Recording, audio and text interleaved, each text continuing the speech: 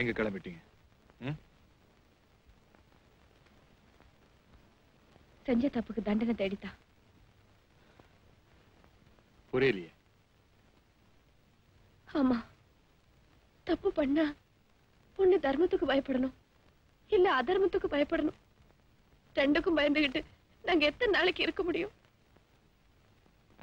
நாங்க உனக்கும் பயப்பட வேண்டியிருக்கு, என் மருமக உத்தியோகத்துக்கும் பயப்பட வேண்டியிருக்கு.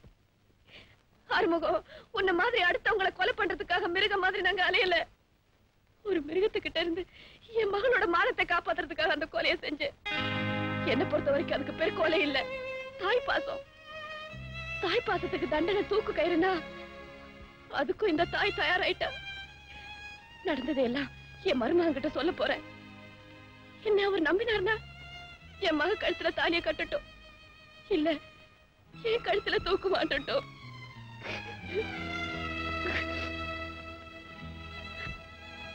அப்போ கொலை பண்றதுக்கு வெறி மட்டும் காரணம் இல்ல, பாசமும் கூட ஒரு காரணமா இருக்கலாம்னு தெரிஞ்சு வச்சிருக்கீங்களே. Thank you very much. அது ஒரு தாய்க்கு மக மேல இருக்கிற பாசமா இருந்தா என்ன, இல்ல ஒரு அண்ணனுக்கு தங்கச்சி மேல இருக்கிற பாசமா இருந்தா. நான் என் கதையை பத்தி சொல்றேம்மா. ஆமா, சரணாகிறதுன்னு முடிவானதுக்கு அப்புறம் நீங்களே போகாம உங்க மருமகனே வந்து உங்களை அரெஸ்ட் பண்ணிட்டு போனா அதை அவர் பாக்குற உத்தியோகத்துக்கு ஒரு கௌரவமா இருக்கும், நாங்க கட்டிக்கிட்ட பந்தயத்துக்கு ஒரு மரியாதை கிடைச்ச மாதிரி இருக்கும். போன் பண்ணட்டுமா? பண்ணலாம்ல. ஏன்னா உங்களுக்கு பிடிச்சோ பிடிக்காமலையோ ஒரு 6-7 நாளா உங்களுக்கு அன்அபிஷியல் அண்ணனா வாழ்ந்துட்டேன். நிச்சயமா காலையில தாய் மாம ஸ்தானத்துல இருந்து தாலி எடுத்து கொடுக்க முடியாது, கைவலங்க எடுத்து கொடுத்த கௌரவம் மாதிரி மிச்சமா. ஓகே தான்.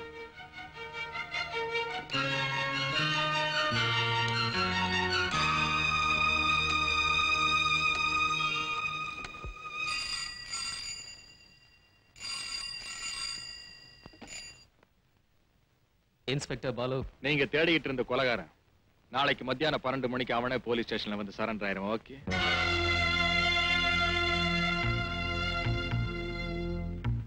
நீங்க யார் பேசுறது? அந்த கொலைகாரன் தான். நீங்க ஏன் சரண்டர் ஆகணும்?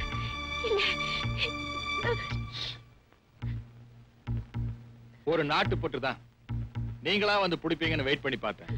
மனசனுக்கு செம போர் அடிச்சிரு. சரி, ஏன் உங்களை டிஸ்டர்ப் பண்ணணும்னு தான் நானே வந்து சரண்டர் ஆகலான்னு ஒரு முடிவு பண்ணேன்.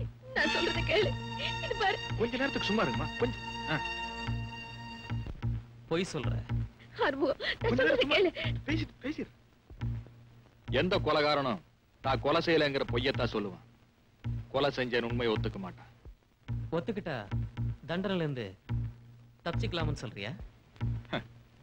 துணிஞ்சவனுக்கு தூக்கு மேட பஞ்சு மெத்தேன்னு வசனம் பேசுற அளவுக்கு நான் ஒண்ணு வீரபாண்டிய கட்டப்ப பண்ணல. ஆனா தர்மத்துக்காக தலையை கொடுக்க தயாரா இருக்கிற ஒரு நியாயமான மனுஷன் நாளைக்கு மத்தியானம் 12 மணிக்கு போலீஸ் ஸ்டேஷன்ல காத்துக்கிட்டு இருப்பேன். அதான் 12 மணி முகூர்த்த நேரமா? உங்களுக்கு நாளைக்கு 10 மணிக்கு முகூர்த்த நேரம் இல்லையா? அது டிஸ்டர்ப் ஆகக்கூடாதுங்கிறக்காக ஒரு 2 ஹவர் பொறுத்து ஸ்டேஷனுக்கு வரேன். நீ எதுக்கு வெளியே வந்து சரண்டர் ஆகணும்? விசாரிக்கிறதுக்கு கோர்ட் இருக்கு தம்பி. சரண்டர் ஆனா சைலண்டா அரெஸ்ட் பண்ணி உள்ள தள்ளுறதுக்கு தான் உனக்கு சம்பளம். ஆமா, நாளைக்கு உனக்கு கல்யாணம் இல்ல? வசதி இருக்கிறவங்க எல்லாம் என்னென்னமோ பரிசு தருவாங்க. நான் வசதி இல்லாத, அதனாலதான் என்னையே பரிசா தரேன். ஒரு சின்சியரான போலீஸ் ஆபீசருக்கு ஒரு கொலைகாரன் கிடைக்கிறத விட சிறந்த பரிசு இருக்க முடியாதுன்னு நான் நினைக்கிறேன். நீங்க என்ன நினைக்கிறீங்க? That's absolutely correct. Then good night.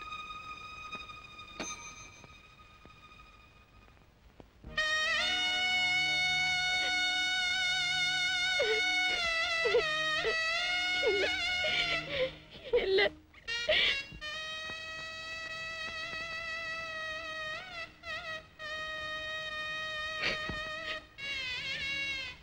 இல்ல ஆறுமுகம், நான் சொல்றத கேளு. கொலை பண்ணவனா என் மனசாட்சி இறக்கி வச்சுட்டு உன்னை தூக்கில ஏத்த நான் ஒத்துக்க மாட்டேன். நான் ஒத்துக்க மாட்டேன். ஐயோ, நீங்க செஞ்சது கொலை இல்லம்மா. உசுர கொடுத்தாவது மானத்தை காப்பாத்தணும்னு சொல்லுவாங்க. ஆனா உங்களால ஒரு உயிரை வாங்கிட்டு தான் உங்க பொண்ணோட மானத்தை காப்பாத்த முடிஞ்சது. அதுக்கு நீங்க என்னமா செய்ய முடியும்? ஆனா நான் என் தங்கச்சியோட மானம் போனதுக்கு அப்புறம், அவளோட உயிரும் போனதுக்கு அப்புறம் கொலை செஞ்சேன்.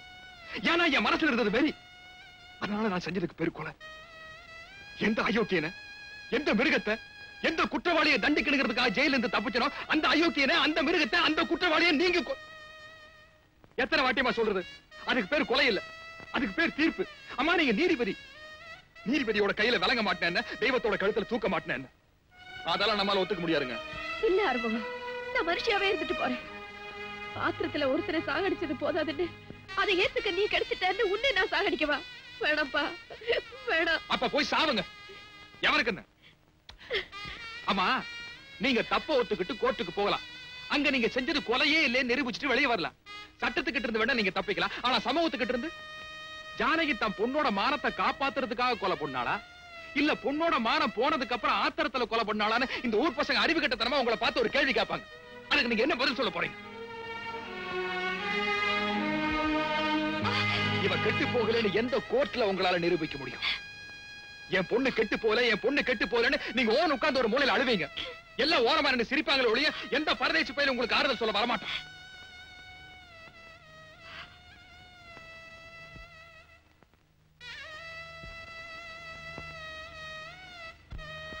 சரிங்க, நீங்க செஞ்சது கொலைன்னு சொல்லி உங்களை தூக்கிலேயே போடுறாங்கன்னு வச்சுக்கங்க. உங்களுக்கு என்ன, ஒரே நிமிஷத்துல போய் சேர்ந்துருவீங்க.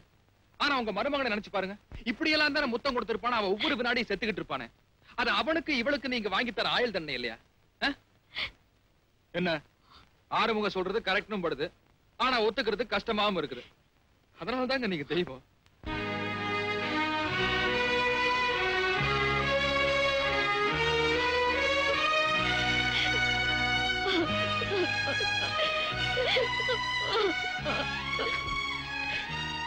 ஏற்கனவே நான் செஞ்ச கொலைகளுக்காக எப்படி என்ன தூக்கில போடத்தான் போறாங்க. இப்ப இந்த கொலை ஏத்துக்கிறங்காட்டி ஸ்பெஷலா மறுபடியும் என்ன சாகடிக்க முடியும். ஆனா அதை அந்த வீட்டுக்குள்ள வந்த ஒரு தெய்வத்துக்கு அண்ணனா வாழ்ந்த சந்தோஷத்தோட செத்து போறோமா? ப்ளீஸ் செத்து போறோமா? என்னங்க இவ்வளவு தூரம் கேட்கிற, ஒண்ணுமே சொல்ல மாட்டேன்.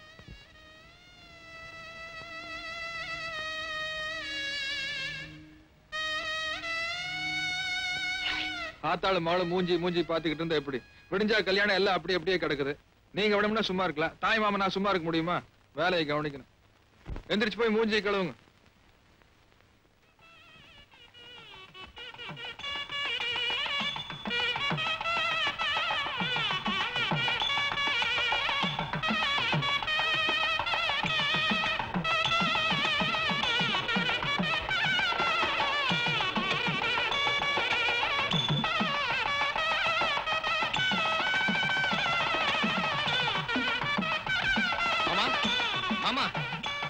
என்ன மாப்பிள, கல்யாண தண்ணிக்கு லட்சணமா மனவரையில் உட்காராம இப்படி அலைஞ்சிட்டு இருக்கீங்க? ஒரே டென்ஷனா இருக்கு மாமா. கல்யாணம்னா டென்ஷன் இருக்கத்தான் செய்யும். கல்யாணத்துல யாருக்கு டென்ஷன்? முன்னாடியே எக்ஸ்பீரியன்ஸ் இருக்குதா? சொல்ல மறந்துட்டேன் பாத்தீங்களா. ஒரு 10,000 ரூபாய் கொடுங்க. எதுக்கு? பந்தயத்துல நான் வின் பண்ணிட்டேன். வின் பண்ணிட்டீங்களா? எப்படி? சொல்றேன். இன்னைக்கு பகல் 12 மணிக்கு போலீஸ் ஸ்டேஷன் வந்து சரண்டர் ஆயிடுறேன்னு அந்த கொலைகாரனை போன் பண்ணி சொன்னா. அப்படின்னா நீங்க எனக்கு ஒரு 10,000 ரூபாய் கொடுங்க. எதுக்கு? மாப்பிள, நீங்களே அந்த கொலைகாரனை தேடி கண்டுபிடிச்சு அவன் கையில விலங்க மாட்டிருந்தீங்கன்னா நீங்க ஜெயிச்சிட்டீங்கன்னு அர்த்தம். அவனே சரண்டர் ஆயிருக்கா. உண்மையிலேயே ஜெயிச்சது அவன் தான். ஆனா அவன் கையில 10,000 ரூபாய் கொடுத்தீங்கன்னா ஜெயிலுக்குள்ள வட்டி கூட்டு ஜெயிலையே கெடுத்துருவான். என்ன, நம்ம 2 பேருக்குள்ள நீங்க தோத்துட்டீங்க, அதனால நான் ஜெயிச்சிருக்கேன். 10,000 ரூபாய் கொடுங்க.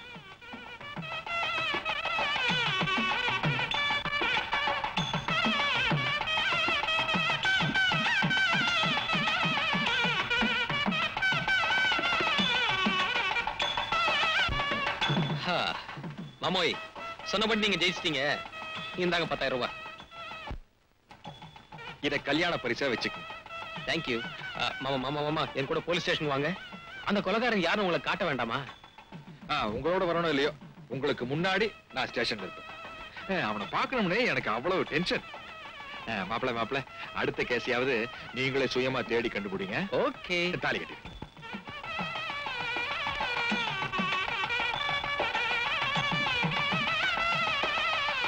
கட்டிபாளா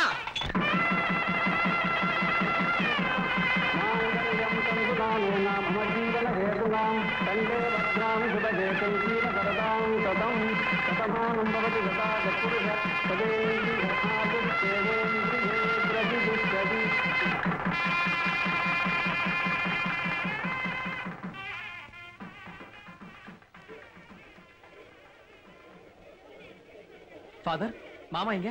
நான் பார்க்கலையே. இங்கதான் இருந்தாரு. இப்போ எங்க போயிருப்பாரு?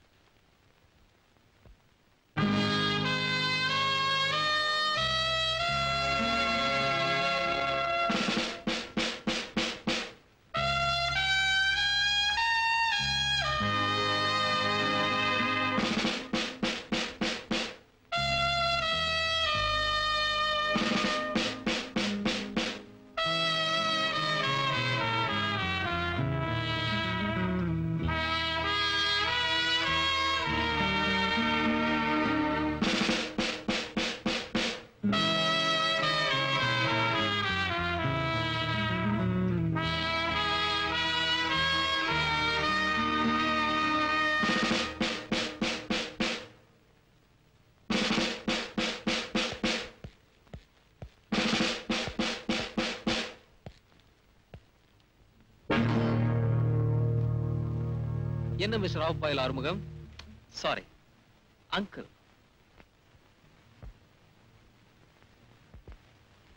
ஒரு மருமகனா இன்னைக்கு காலையில அவங்க பொண்ணு கழுத்துல தாலி கட்டினேன். ஒரு போலீஸ் ஆபீசரா குற்றவாளி கையில விளங்க மாட்டினேன்.